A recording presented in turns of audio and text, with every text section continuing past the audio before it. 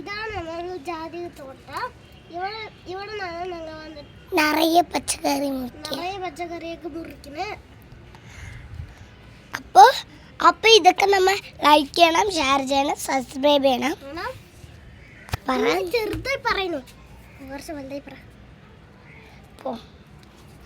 അപ്പോൾ ഇതൊക്കെ ഓരോരോ ചെടിയുടെ പേര് പറയാം. ജിദ്രു, ഇതെന്താ ചെടിയാണ്? എനിക്ക് ഇഷ്ടമുള്ള ചെടീൻ്റെ പേര് പറയാം.